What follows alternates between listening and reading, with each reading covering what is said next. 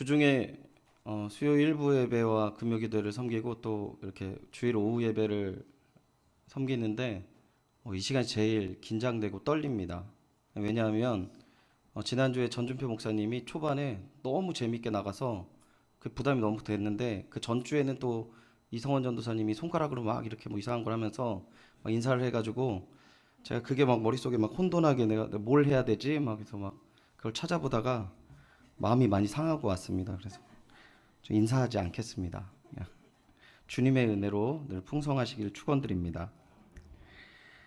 예전에 서세원이 좋은 세상 만들기라는 프로그램이 있었습니다. 할아버지랑 할머니들이 출연을 해서 이렇게 꾸며주는 프로그램이었는데 이제 한 사람에게 글자를 보여주면 한 사람이 그거를 맞추는 거죠. 그러니까 할아버지한테 글자를 보여줬는데 할머니가 그걸 맞히는 거죠.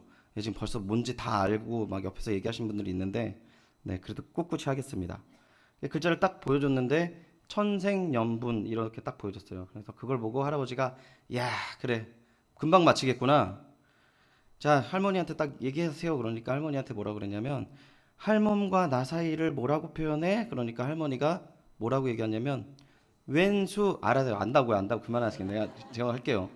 왼수 이런 거죠. 그러니까 할아버지가 너무 당황했지만 답이 네 글자잖아요. 네 글자, 네 글자. 그러니까 평생 왼수 이렇게 얘기했다고 그러더라고요. 웃어줘서 센스 너무 감사합니다. 예.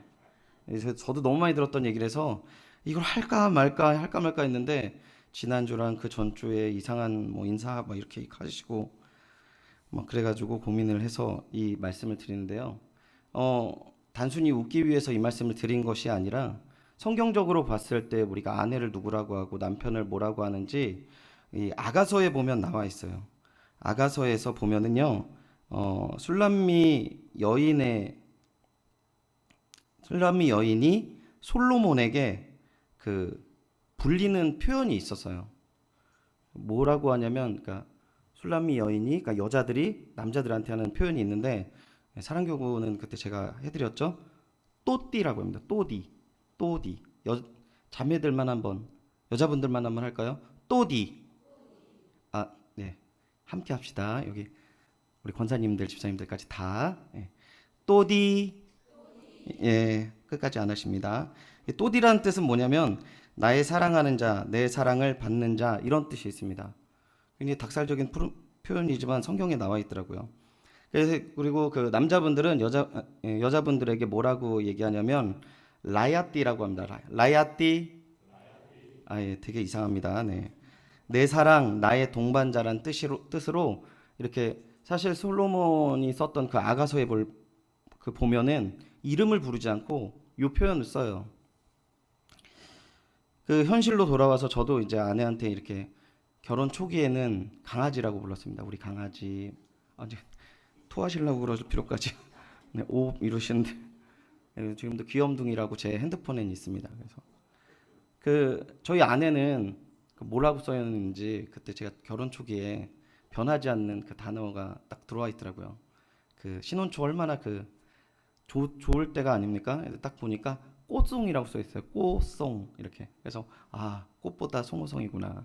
꽃보다 송목사 이렇게 딱 얘기하니까 꼬장송 이렇게 해서 이제 상처를 받았을 때가 있는데 이 시간에 이 결혼에 대해서 이야기를 하려고 하는 것이 아니라요.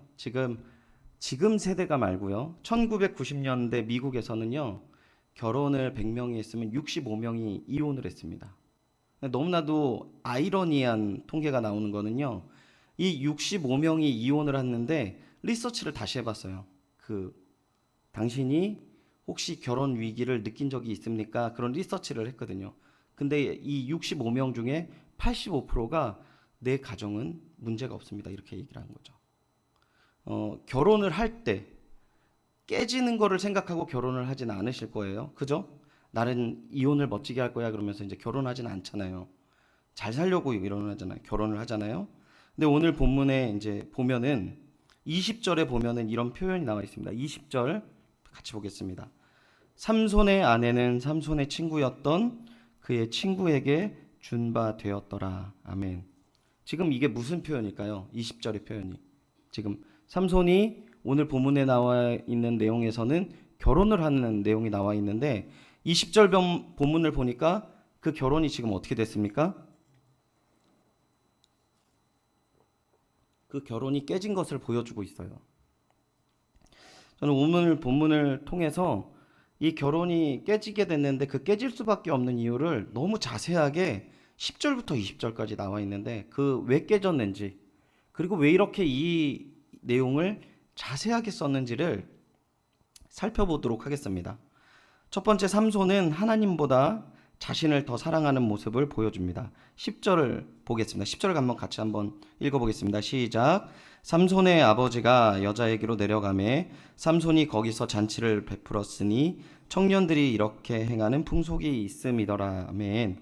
삼손의 아버지가 여자로 내려갔다라는 것은 뭐냐면 이제 결혼식 결정을 내린 겁니다. 허락을 하신 거죠. 이제 그런 표현이고요. 이제 삼손이 이제 결혼을 하는 이제 그 이후의 과정이 이제 일사천리로 나와 있습니다. 근데 여기서 보면은 삼손이 거기서 잔치를 베풀었다라고 표현하고 있어요. 잔치를 베푸는 것은 어떤 모습인가? 청년들은 이렇게 행하는 풍속이 있음이라라고 얘기해서 여기서 말하는 청년들은 누구를 뜻하냐면 블레셋 사람들을 뜻해요. 그리고 그 블레셋 사람들의 그 율법으로 그 문화로 지금 잔치를 배설한 것이죠. 이 잔치라는 단어를 원어적으로 표현해서 같은 의미 있는 표현이 뭐냐면 마시다라는 표현이에요. 마시다. 그러니까 우리가 생각해 볼 수 있는 것은 삼손이 어떤 사람이었죠? 삼손은 나실인이었습니다. 물론 나실인으로 이 사람이 지금까지 막 잘 산 건 아니었어요. 이제 포도밭도 가고 사자도 만지고 막 부정한 꿀도 가져다가 부모까지 주고 이렇게 말도 안 되는 행동했지만 중요한 거는 지금과 오늘 본문의 차이는 무엇이냐면 이전에는 숨어서 그 일을 했다면 이제는 그런 것들을 꺼리낌 없이 드러놓고 지금 이러한 행동을 하고 있다는 것이죠. 삼손은 이제 그 여인을 소유하기 위해서 결혼하기 위해서 어떻게 합니까? 하나님과의 약속들을 다 잊어버리고 자신들이 그 블레셋 사람들과 하나 되는 데에 더 집중하는 모습을 볼 수 있는 것이죠. 이 이방 여인과 하나됨을 위해서 삼손이 노력을 하고 있는 것입니다. 어떤 노력을 합니까? 자신의 본분을 어기고 블레셋의 모든 것들을 받아들이는 모습을 나와 있어요. 하나님이 함께하지 않는 가정들은 결국 깨질 수밖에 없다라는 것을 지금 10절에서 암시적으로 이야기를 하고 있는 것입니다. 두 번째, 그들 가정 속에서 왜 이렇게 가정이 어려워졌는지 살펴보면요, 서로 희생하지 않는 관계였다는 거죠. 희생하지 않으면 깨지게 된다는 것입니다. 11절 보시면요, 무리가 삼손을 보고 30명을 데려와 친구를 삼아 그와 함께 한지라 라고 얘기했어요. 여기서 그냥 11절 내용을 그냥 보시면 피상적으로 보면 잔치에 참여한 무리들이 삼손의 장점을 보고 친구를 삼을 만하니까 야 너도 와 정말 좋은 사람이 왔어 이렇게 해서 30명이 와서 이 30명과 교제한 것으로 보이는데요. 이 내용을 조금 더 원어적인 의미를 살리면 이 잔치에 참여한 무리들이 삼손을 보았을 때 거부감을 느낀 겁니다. 왜 거부감을 느꼈냐면 이 당시 삼손은 어떠한 사람이었냐면 이전 장에서 어떤 사건이 있었냐면 사자를 손으로 찢어서 죽일 수 있을 만큼 힘이 있는 사람이었어요. 그러니까 그 분위기를 주도했던 거죠. 데릴 사위로 데려왔는데 이 사람 우리를 위해서 데리고 왔는데 보니까 힘이 센 거예요. 이 사람이 또 주도를 하는 거예요. 잘 보니까 끌려갈 것 같아요. 그러니까 어떻게 합니까? 이 사람을 견제할 수 있는 30명을 불러요. 11절 보면 무리가 삼손을 보고 30명을 데려와라고 하는데 16절에 보면은요 이렇게 표현합니다. 이제 삼손과 이 30명이 수수께끼를 하는데 이 30명이 삼손을 못 당해내니까 이 수수께끼를 풀기 위해서 삼손의 아내를 협박해요. 이 30명이. 근데 협박하는 내용 중에 16절 하반절을 보면은 16절 하반절이 아니라 15절 하반절을 보면은 이렇게 나와 있습니다. 너희가 우리의 소유를 빼앗고자 하여 우리를 청한 것이 아니냐. 이 30명을 누가 불렀습니까? 이 삼손의 처가가 부른 거예요. 삼손을 제압하기 위해서 삼손의 처가가 부른 거죠. 여러분 지금 가정의 주도권을 누가 가지고 있습니까? 지금 여자분들 눈이 다 반짝반짝반짝이고 남자분들은 다들 이제 시선을 저한테 회피하는 이런 분위기 익숙합니다. 저도 그러니까 저는 사례비를 세 번째 나오는 달에 저희 그때 담임 목사님께서 저희 아내한테 사례비 봉투를 드렸어요. 그 이후로 사례비가 얼마 들어온지 전 잘 모릅니다. 아내한테 용돈 받아가면서 이렇게 눈치 보면서 이렇게 살아가는데 다들 별로 그게 당연하던 듯이 저를 쳐다보는데 지금 이 과정 속에서요, 이 주도권을 어디에서 잡는지를 전혀 이 내용을 보면은 서로 전혀 이것을 빈틈없이 보이고 있는 거예요. 삼손은 삼손 나름대로 그래 내가 이 정도 너한테 가줬어라고 하지만 이 배경에서 보면 삼손이 절대 이 분위기를 놓치지 않고 이끌어가고 있는 것이죠. 그런데 이 처가댁에서는 이 삼손을 이제 붙들고 가기 위해서 자기들 안에 이렇게 조금 끌고 가기 위해서 견제를 하고 그를 이렇게 좀 압박하는 그런 부분들을 보고 있는데 삼손이 이 가운데서 어떤 행동을 합니까? 12절, 13절 보면은 삼손이 그들에게 이제 이런 상황 속에서 30명을 제압하는데 힘으로 제압하지 않고 뭘로 제압하냐면 수수께끼로 제압을 합니다. 그러니까 그만큼 이제 야 너희들은 그저 내가 힘을 쓸 만한 존재도 아니야. 이런 식으로 지금 생각을 하는 거죠. 12절, 13절 보겠습니다. 삼손이 그들에게 이르되 이제 내가 너희에게 수수께끼를 내리니 잔치하는 이래 동안에 너희가 그것을 풀어 내게 말하면 내가 베옷 30벌과 겉옷 30벌을 너희에게 주리라. 그러나 그것을 능히 내게 말하지 못하면 너희가 내게 베옷 30벌과 겉옷 30벌을 줄지니라 하니 그들이 이르되 내가 수수께끼를 내면 우리가 그것을 들으리라. 이렇게 얘기하는 거죠. 이제 잔치이기 때문에 조금 힘으로 하는 것보다는 이제 기지를 사용해서 이제 내가 제압하겠다 이렇게 가는 것이죠. 그리고 이 과정 속에서 겉옷과 베옷을 하는데요. 그냥 어떤 성경학자 좀 과하게 표현해서 겉옷과 베옷의 가치는 집 한 채 이 정도 생각하면 된다고 합니다. 그러니까 한 사람이 낼 수 있는 게 아니에요. 그러니까 삼손이 얼마나 지금 거드름을 피면서 보여줬는지 아시겠죠? 내가 너희들 수수께끼 이기면 집 하나씩 사줄게. 이렇게 얘기하는 겁니다. 그러니까 너네들 한번 풀어봐. 이렇게 얘기하는 거죠. 근데 그 수수께끼 내용이 어떤 것입니까? 14절 나와 있습니다. 삼손이 그들에게 이르되 먹는 자에게서 먹는 것이 나오고 강한 자에게서 단 것이 나왔느니라 하니라. 그들이 사흘이 되도록 수수께끼를 풀지 못하였더라. 수수께끼 내용은 이렇습니다. 먹는 자에게 먹는 것이 나오는 거죠. 이 먹는 것이라는 표현에서 음식을 표현합니다. 그리고 강한 자에게서 단 것이 나왔으니라 라고 이런 표현이에요. 그냥 이대로밖에 없어요. 근데 이게 뭐냐는 거죠. 그러니까 좋은 음식을 먹고 마시는 이 결혼잔치 분위기 속에서 잘 추정할 수 있는 수수께끼였던 거죠. 그런데 사흘이 지나도록 이 30명이 수수께끼 답을 못 찾습니다. 수수께끼 답이 어려웠던 부분도 있지만 왜 그러냐면 30명이 한 가지 대답을 해야 돼요. 너무 어려운 거죠. 그리고 또 어떤 부분이 있습니까? 이 30명이 하나 되기도 어려웠지만 대가가 너무 컸던 거예요. 집 한 채가 뭐 장난입니까 이걸? 그러니까 이런 부분에서 서로 눈치만 보고 그리고 정확하지 않으니까 사흘이 지나요. 그런데 이 성경학자들이 대부분 이 30명이 주로 이제 생각했던 게 뭐냐? 토해낸 음식 정도로 생각을 했던 거죠. 이렇게 생각을 하고 있었던 거죠. 뭐 먹은 자에게 먹는 것이 나오고 이렇게 되니까. 그래서 이제 답을 못 찾는 이 사람들이 이제 날이 가까워지니까 새로운 방법을 찾습니다. 15절 보니까 새로운 방법으로 어떤 방법을 찾습니까?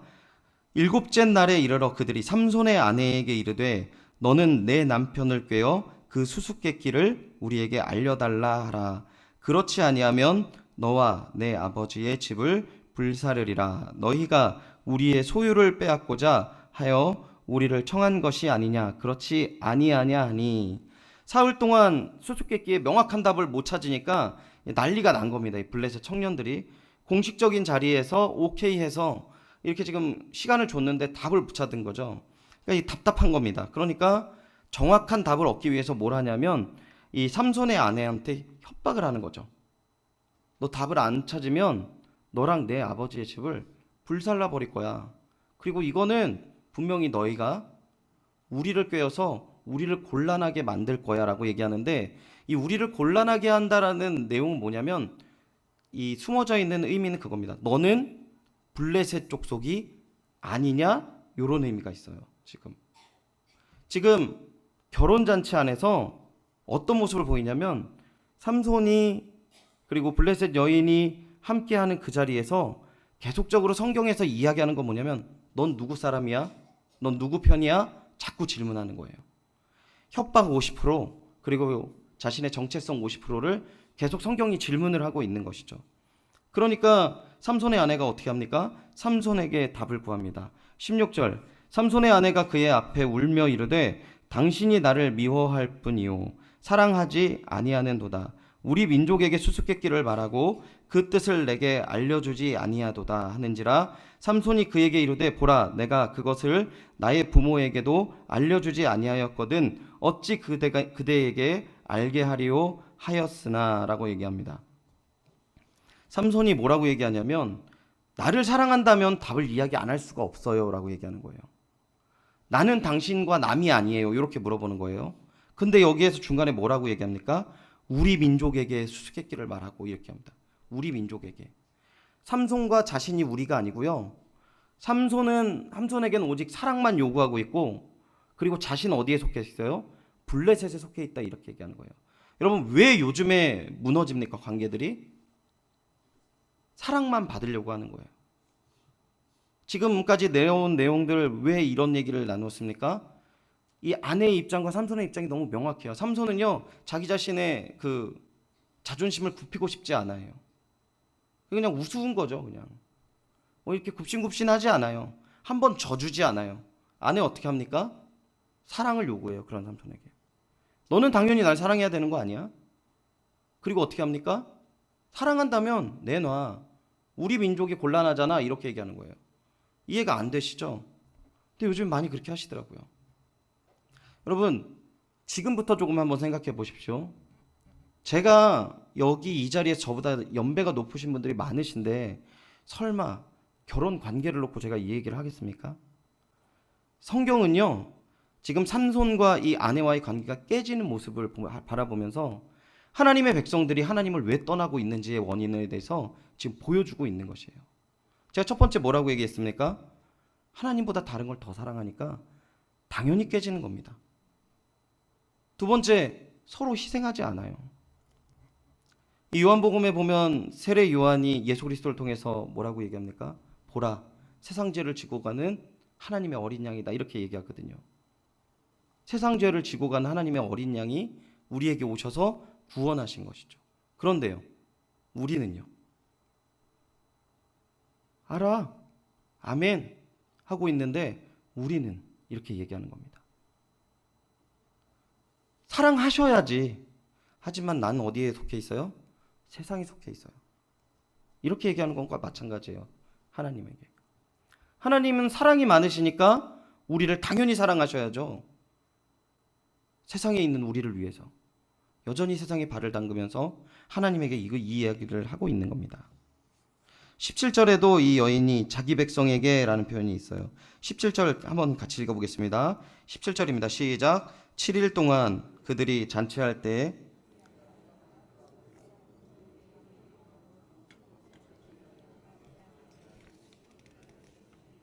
그의 아내가 그것을 자기 백성에게 알려주었더라.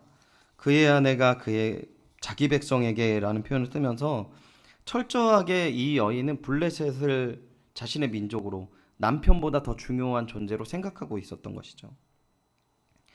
결혼이라는 일을 통해서 삼손과 그의 아내가 하나 되어지는 과정을 겪게 되는데 자연스럽게 서로를 사랑하고 서로를 헌신해서 하나 되어지는 것이 아니라 서로 주도권을 빼앗기 위해서 또 힘으로 지식으로 서로를 계속 공격하다가 결국에는 서로 요구만 하고 있는 모습을 보여주고 있는 것입니다.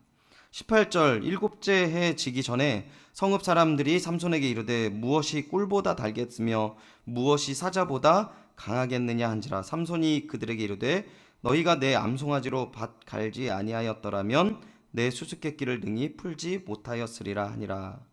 결국 이러한 연약함으로 말미암아 삼손이 어려움을 당하게 되죠. 그리고 삼손은 너희들이 정당한 방법은 아니었다라고 얘기를 항의하지만 결과적으로 삼손은 내게 지고 말았습니다. 어떻게 합니까? 19절입니다. 그때 여호와의 영이 삼손에게 갑자기 임함에 삼손이 아스글론에 내려가서 그곳에 30명을 쳐 죽이고 노략하여 수수께끼 푼 자들에게 옷을 주고 심히 노하여 그의 아버지 집으로 올라갔고, 하나님의 영이 갑자기 임해요. 그래서 다른 블레셋 지역에 가서 30명을 죽이고 옷을 다 벗겨와가지고 다 주워버리고 아버지 집으로 가버립니다. 이게 끝이었어요. 그리고 그 여인은 어떻게 합니까? 20절, 삼손의 아내는 삼손의 친구였던 그의 친구에게 준 바 되었더라라고 얘기했는데, 이 친구였던 그의 친구에게 뭐 이 말이요, 원어적으로 보면 그냥 삼손 옆에 있었던 사람한테 그냥 여인 죽었다 이런 내용이에요. 그러니까 너무 어이없이 결혼식 과정 가운데 일주일 가운데 깨져버린 거예요. 지금 내용이. 오늘 본문 속에서 우리가 마지막으로 결혼을 빗대어서 한 가지 더 나누고 싶은 것은 무엇이냐면요, 이 깨지게 된 가정으로 말미암아 어떤 일이 일어나게 되는가라는 부분을 한 가지만 더 살펴보고, 우리가 이것이 하나님 안에서 우리가 무엇을 돌아봐야 되는지 한번 생각해 보셨으면 좋겠습니다. 송기론 목사님 칼럼 중에 이런 글이 있어요. 부부 사이가 평생 원수 같았던 비극적인 가정이 있었다고 합니다. 해군사관학교 출신이었고 명예를 생명처럼 여기는 영광급 고급 장교였던 아버지가 있었고, 그 부인은 명문대학으로 알려진 아주 좋은 대학교를 졸업했다고 해요. 두 아들을 두고 겉보기에는 전혀 문제가 없는 단란한 가정이었는데, 그 문제가 하나 있었는데, 어렸을 때부터 두 사람이 싸워서 이 주도권을 놓지 않고 싸워서 각방을 썼던 거죠. 그리고 부인은 이혼하겠다라는 얘기를 막 입에 달고 살았대요. 직업상 또 함께 있을 시간도 별로 없었던 거죠. 그 한 달에 한 번씩 이 아버지가 집에 왔다고 그래요. 둘째 아들을 보면서 본체만체만 했다는 것이죠. 그런 아버지를 이렇게 기피를 합니까? 아버지가 그 둘째 아들에게 이렇게 이야기했답니다. 사내 놈이 왜 그 모양이냐? 군뱅이 같은 자식아. 이렇게 쏘아붙였다고 해요. 거기서 또 이렇게 핀잔을 주는데, 내가 뭘 잘해? 공부나 해. 공부도 못하면 사회에서 낙오한다. 이렇게 다그쳤던 거죠. 어머니는 또 이제 그 남편과의 관계 속에서 있는 분을 이렇게 풀었다고 합니다. 싹수가 노랗다. 나가 죽어라. 차라리 나가버려. 이렇게 얘기한답니다. 이 폭언이 계속 되풀이되었던 것이죠. 부모님에게 칭찬이나 인정을 한 번도 받아본 적이 없는 이 친구가 결국 어떤 일을 벌이냐면, 어느 날 이 아버지 어머니가 잠들었던 새벽 5시에 이 준비한 망치를 가지고 잠들었던 어머니를 내리쳤습니다. 그리고 4시간 후 아버지를 같은 방법으로 아버지 방에 가서 살해를 합니다. 그리고 이후에 이 시신을 또한 아주 안 좋게 해서 쓰레기 버리듯이 쇼핑백에 담아서 음식 쓰레기 버리는 게 수거함에 버렸어요. 이 부분이 뭐냐면 이게 존속 살해라는 겁니다. 이게 가정에서 일어나는 살해가. 이게 이은석이라는 그 청년이 부모를 토막 살해했던 사건인데, 이러한 사건이 하나가 일어나는 것이 아니라 매년마다 일어난대요. 근데 이 이은석이라는 친구가요, IQ가 138에 명문대생이었다는 거죠. 모범생이었대요. 부모의 가정이 깨지니까 아이들의 인성이 깨지는 게 아니라 무너져 버리는 거예요. 자, 제가 3가지를 얘기했습니다. 하나님보다 자신을 더 사랑하면 깨진다고 말씀드렸습니다. 자, 그세요. 또 하나 뭐 했습니까? 희생이 있어야 깨지지 않는다고 말씀드렸어요. 마지막으로 3번째 뭘 말씀드렸죠? 다음 세대가 무너진다라는 것을 깨지게 되면 무너질 수밖에 없다라고 말씀을 드렸어요. 이걸 지금 가정으로 저는 빗대고 싶지 않습니다. 우리 영적인 생활 가운데 우리의 지금 신앙생활에서 하나님과의 관계 속에서 한번 여러분 빗댔으면 좋겠어요. 자, 제가 질문할 때 대답하지 마시고 속으로만 생각하십시오. 여러분 자신보다 하나님을 더 사랑하십니까? 모든 일 가운데 너무 자신 있게, 네, 하나님, 저는 하나님을 더 사랑합니다. 이렇게 말씀하실 수 있어야 돼요.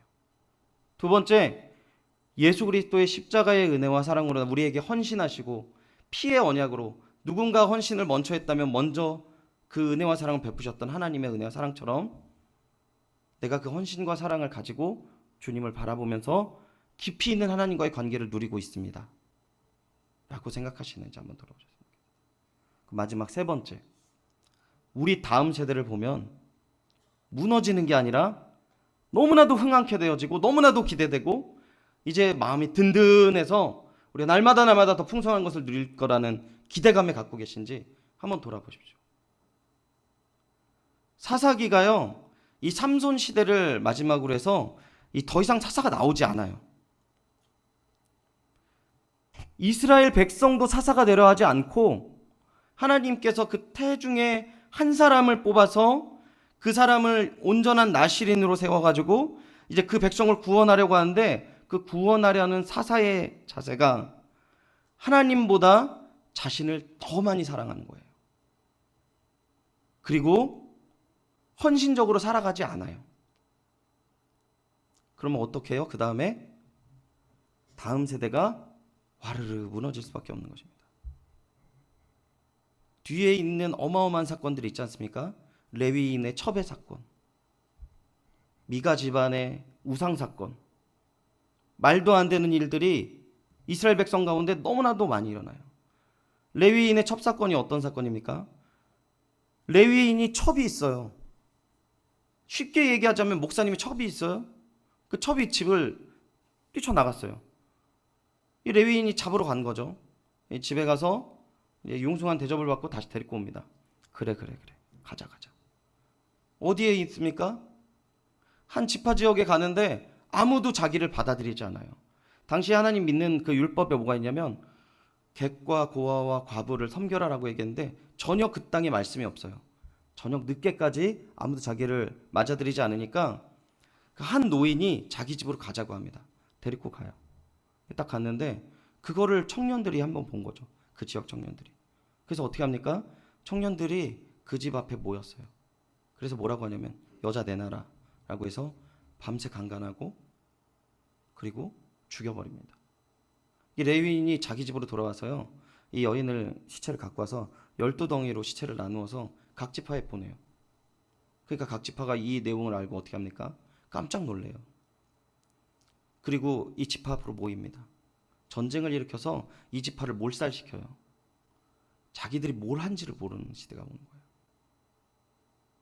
언제부터요? 하나님보다 나를 더 사랑하고 하나님 앞에 사랑은 요구하지만 작은 헌신조차 아까워하고, 결국은 그 결과가 뭡니까? 다음 세대에 대한 기대입니까? 무너짐밖에 없다라는 겁니다. 무너짐밖에 없다는 거예요. 여러분, 그럼 우리가 오늘 이 질문 앞에서 어떻게 나아가야 할까요? 그럼 어떻게 하면 우리가 회복되고 나아갈 수 있겠습니까? 하나님을 나 자신보다 더 사랑하셔야 돼요. 나 자신보다 더 사랑한다는 의미가 뭘까요? 내 삶의 공간 속에서 하나님을 인정하는 것이고 그 순복하면서 살아가는 것이죠. 너무 많이 듣지 않았습니까? 너무 많이 들었어요. 그런데 어떻게 살아가요, 우리가? 내 생각, 내 관점. 30명의 이 블레셋 청년들, 그 무리들이요, 답을 못 정한 것처럼 도대체 크리스찬들 모여가지고 얘기하면 한마음 한뜻으로 답을 바로 떨어지는 게 아니라 떨어지지가 않아요. 여러분, 가정에 한뜻을 모으기가 너무 쉽습니까? 그러니까 어려운 부분이 너무 많아요. 하나님 앞에서 나의 뜻과 나의 마음을 내려놓고 주님의 뜻을 받아들이는 것은 쉽지 않을 것입니다. 하지만 우리가 주님의 은혜와 사랑 가운데서 주의 말씀을 들었으면 그 말씀에 대해서 바로 반응하셔서 하나님 말씀 기억하는 가운데 순복하는 길을 가지 않는다면 하나님께서 그 길 가운데 함께 하시지 않는다는 것입니다. 한 가지만 더 말씀드리겠습니다. 한 목사님이 그런 이야기를 합니다. 많은 이 성도의 부흥을 막 이렇게 올라왔던 그 교회의 목사님과 인터뷰를 했어요. 목사님, 참 수고 많으셨습니다. 어떠세요? 막 이렇게 얘기하다가 이 목사님 의외의 이야기를 하더라고요. 그 교회가 한 10배 정도 부흥했어요. 근데 이 목사님 의외의 이야기를 하더라고요. 고민이 좀 많습니다 라고 얘기해서. 어떤 고민이 있습니까? 성도들을 어떻게 헌신하게 헌신의 자리까지 이끄는지를 자기 아직 그 방법을 모르겠대요. 교회는 막 부흥했는데 성도들을 어디까지 이끌어가야 되는데 이 헌신하고 하나님 앞에 나아가는 것까지는 못하겠대요. 그리고 얘기하는데 자신이 없으시대요. 저 너무 충격을 많이 받았어요. 헌신이 무엇이죠? 나의 것을 내놓는 거 아닙니까? 우리가 어떤 그 일을 맡기면요, 제가 청년부 할 때 이런 얘기를 굉장히 많이 들었어요. 형제님, 오늘 이거 올해부터 내년부터 요걸 좀 섬기시죠 라고 얘기하면 목사님 기도해 보겠습니다 이렇게 얘기해요. 다음 주에 가서 좀 기도해 봤어요? 다음 주에 내년에 같이 하시죠? 저한테 이런 얘기를 하더라고요. 목사님 기도하셨어요? 목사님 기도해 보셨어요? 너무 의외의 질문을 하더라고요. 아무래도 목사가 어떤 사람을 세우고 함께 동역하자고 그러는데 기도도 안 하고 먼저 권면했겠습니까? 전 잘 모르겠던데요. 목사님 기도해 보세요. 저한테 그렇게 얘기를 하더라고요. 잘 모르겠습니다. 그런데 그렇게 된 것은 가장 큰 문제는 담당하던 사역자였던 제 가장 큰 문제였겠죠. 분명히 하나님과의 관계가 무너졌기 때문에 은혜가 없고 능력이 없는 모습을 보여준 것이라고 생각합니다. 우리 이 시간에 오늘 본문을 돌아보면서 이 세 가지 모습을 한번 우리가 돌아보면서 함께 우리가 주님 앞에 나아가길 원합니다. 하나님을 더 사랑하십니까? 하나님을 더 사랑하시냐고요. 그리고 하나님 앞에 헌신하십니까? 이만큼이면 됐어라고 생각하세요? 근데 저는 여기 있는 계신 분들은 저보다 더 훌륭하시다는 거 저 분명히 알고 있거든요. 근데 문제는 뭐냐면요, 아무리 봐도 객관적으로 봐도 다음 세대가 기대가 되는 부분은 너무 없어요. 한국교회 다음 세대가 막 기대가 되고 더 풍성해지고 이런 소식은 너무 듣기가 어려운 거예요. 왜 그럴까요? 말씀 속에서 이 두 가지밖에 얘기를 하지 않거든요. 하나님 사랑이 있습니까? 하나님보다 자기 자신을 더 사랑하는 것 아닙니까? 그리고 헌신이 없는 신앙생활 하는 것 아닙니까? 이런 얘기를 하는 거죠. 잘 모르겠습니다. 우리 주님 앞에 맨날 우리는 이야기하죠. 은혜 주십시오. 하나님 은혜가 부족합니다. 하나님 조금 더 좋은 사역자의 말씀과 조금 더 교회가 이 부분에서 바뀌었으면 좋겠습니다. 하나님께서 나의 마음을 좀 만져주셨으면 좋겠습니다. 하나님 나 상처받았습니다. 저도 그렇습니다. 언제까지요 하나님?